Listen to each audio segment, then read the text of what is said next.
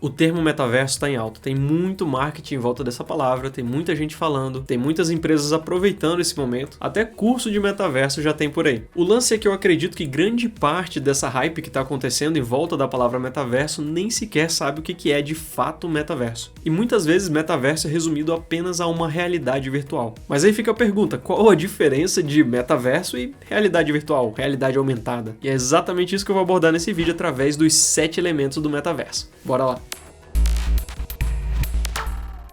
Fala meu povo, eu sou o Tim Balabush e nesse canal eu falo sobre Web3, blockchain, criptomoedas e tudo isso sem especulação financeira.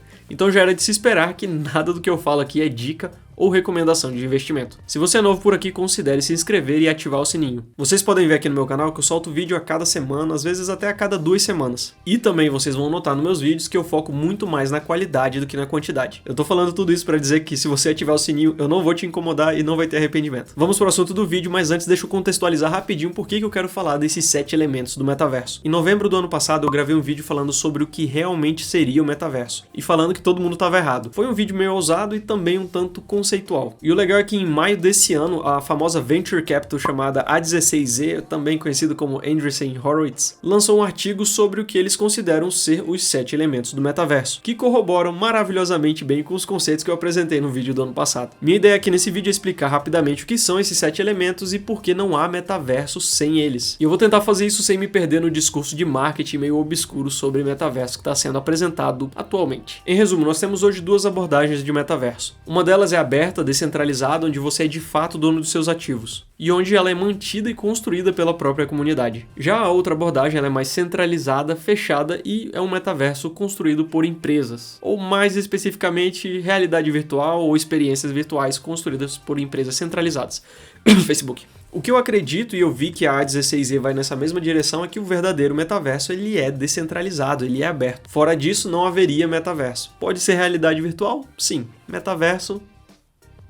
Mas vamos lá para a tabela periódica do metaverso e vamos falar aí sobre esses 7 elementos. O primeiro deles é a descentralização, e esse seria o principal elemento do metaverso. A definição de descentralização nesse contexto é no sentido de não pertencer a uma única entidade e não precisar de intermediários. Você pode notar que a maioria das redes sociais começou super amigável, atrativa, cooperativa. No início o Facebook nem sequer tinha anúncios, o Instagram de fato entregava seu conteúdo. Os inscritos no seu canal do YouTube realmente recebiam seus vídeos. Mas conforme o poder e a competitividade entre essas plataformas aumentam, eles começam a tomar medidas um tanto exploradoras dos seus usuários, com restrições, taxas abusivas, exposição e venda de dados, entre outras coisas. E quando nós falamos de descentralização, estamos falando de uma propriedade de rede mais equitativa, com censura reduzida e maior diversidade. Provavelmente a maneira mais eficaz e talvez consistente que nós temos de nos defender dos abusos dessas plataformas centralizadas é garantir que o metaverso seja o mais descentralizado possível.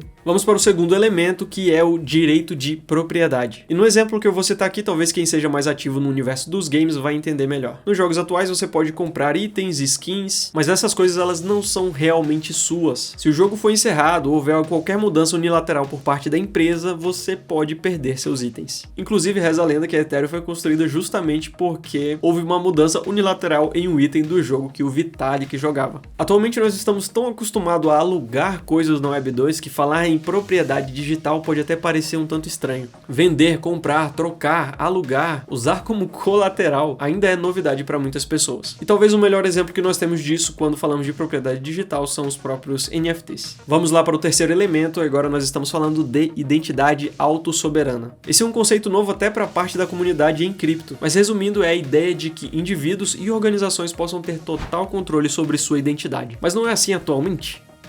Não. Se você está assistindo esse vídeo, provavelmente você está logado com alguma conta onde você não é o dono da sua identidade, mas sim o Google. O mesmo vale quando você loga em outras plataformas usando logar com Facebook, logar com Google, logar com Apple. Quando você tem total controle da sua identidade, você controla como seus dados são utilizados e acessados. Alguns detalhes mais técnicos sobre isso, para quem quiser pesquisar, é o EIP 4361, que em outras palavras permite você assinar com sua carteira de Ethereum. E outro exemplo talvez mais famoso é o ENS, Ethereum Name Service. Tudo isso permite que projetos possam usar e contribuir para que esse conceito de identidade seja cada vez mais seguro. Com mais usabilidade habilidades e também se mantendo em constante atualização. Talvez eu faça um vídeo só sobre identidade autossoberana, mas se você ficou com alguma dúvida aqui nesse ponto ou em qualquer outro ponto, pode deixar aí nos comentários. Vamos para o quarto elemento, que é componibilidade. Eu confesso que eu nem sei se essa palavra realmente existe em português, mas ela trata da ideia de capacidade de composição. Essa é uma abordagem adotada no desenvolvimento de softwares e inclusive no design também, que permite que você use elementos já existentes e monte eles de uma maneira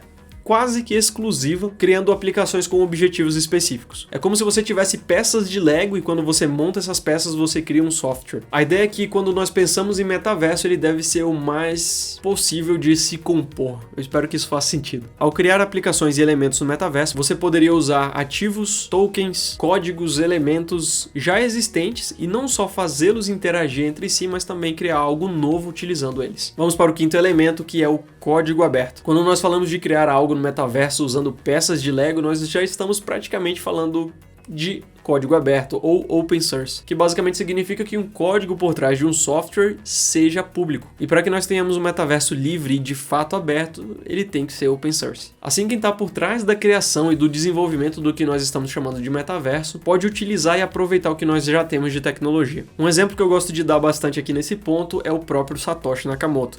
Quando nós lemos o white paper do Bitcoin, ele não só descreve como o Bitcoin funciona, mas também como ele cita fontes de tecnologias anteriores ao Bitcoin que ele usou de base para a criação da sua obra-prima. E isso só é possível graças ao código aberto, então nós podemos aplicar essa mesma lógica também ao metaverso. Sexto elemento, propriedade de comunidade. E esse elemento está intimamente ligado com tudo que nós já mencionamos aqui. Se o metaverso é controlado por uma empresa de tecnologia, seus usuários se tornam produtos que devem obedecer aos decretos da tal empresa. Facebook. Nessa proposta de metaverso aberto, ele deve pertencer à comunidade. Os participantes podem se alinhar e se organizar em prol de um bem comum. E essa coordenação nesse nível só é possível graças à tecnologia blockchain, que permitiu que tudo isso aconteça de forma transparente de uma maneira nunca vista antes. Alguns exemplos legais disso daí são Chiliz, Gala, Sandbox, ApeCoin, o próprio INS que eu já mencionei anteriormente. E aproveitando que eu tô falando desses tokens, você vai encontrar eles na Bitcoin Trade. A Bitcoin Trade é parceira aqui do canal, é uma exchange super simples de você usar para negociar seus ativos. Eu tenho live com eles todas as terças-feiras às 10 da manhã. Vale a pena ir lá conferir. Vou deixar o link no card, em algum lugar aqui. Mas voltando para a propriedade de comunidade, tem um ponto legal que a A16Z trouxe sobre esse elemento. Eles mencionaram DAOs, que são as organizações autônomas descentralizadas, que é um ponto que eu mencionei lá no meu vídeo do ano passado e também falei que DAOs são muito mais metaverso que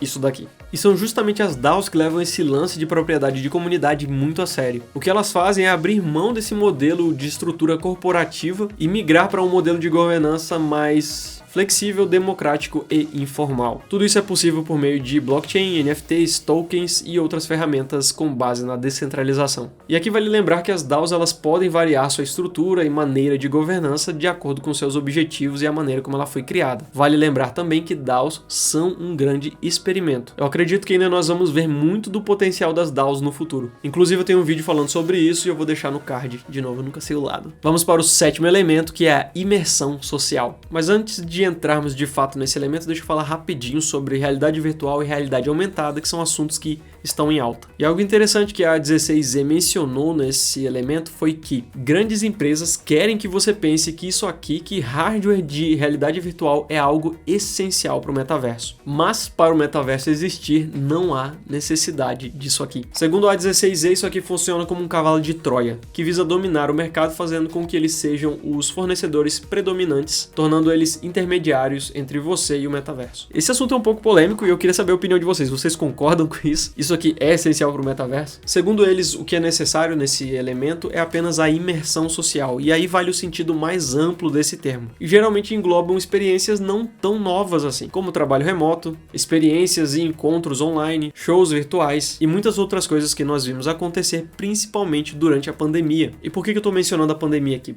porque ela potencializou tecnologias que permitem essas experiências virtuais. Tanto que muitas empresas nem sequer cogitam voltar para o trabalho presencial. Mas então, se nós já tínhamos essas experiências virtuais antes, qual a diferença delas para o metaverso? Quando nós combinamos imersão social com descentralização, comunidade, identidade, direito de propriedade, código aberto e capacidade de composição, nós temos o que nós chamamos de metaverso e não só uma experiência virtual. É isso, esses são os 7 elementos do metaverso. E para a 16Z, se faltar qualquer um desses elementos, ele não é um metaverso, ou pelo menos é um metaverso incompleto. E eu tô indo na mesma direção que eles.